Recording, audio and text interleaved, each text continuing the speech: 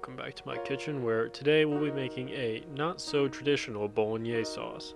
Starting with the veg, we're going to peel the bitter skins off about a half pound of carrots, chop off the bitter root ends, and then give the carrots a rough chop before adding into a food processor.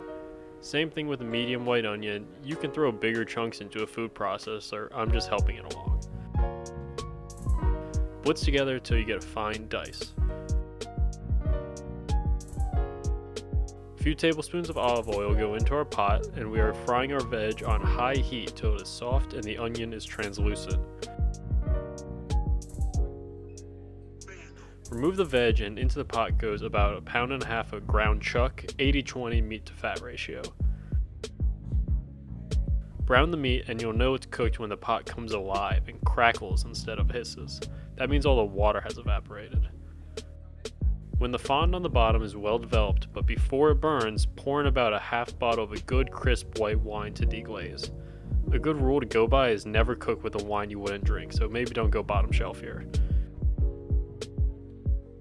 Add back in the veg and about 3 tablespoons of tomato paste. This is a slow cooked sauce, but tomato paste will boost the tomato flavor as if it's been cooked twice as long.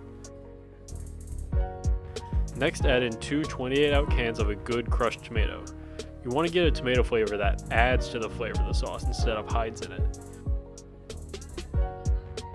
Reduce heat to a simmer and cook the sauce for 2 hours, stirring every 15 to 20 minutes. At the 2-hour mark, we are going to season.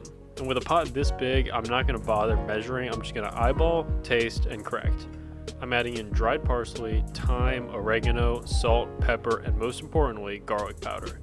The rationale for using garlic powder over fresh garlic is with this sauce I want to boost the umami flavor, and there's no better way than with garlic powder. It's full of it. Give your sauce a taste to see what else it needs. I'm going with a pinch of sugar to cut some of the acidity in the tomatoes, and then a little bit of balsamic vin to really bring out the rest of the flavors. 1 more hour simmering and you'll be ready to serve. The sauce has a decent reduction but nothing crazy.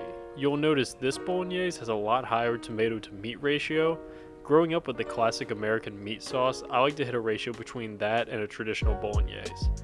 Add the sauce into a pan with a drained portion of pasta and mix before plating, and of course, no red sauce pasta is finished without grating on some fresh Parmesan. Enjoy! If you like this video, consider watching another. If you want to see more recipes in the future, subscribe, and as always, thank you for watching.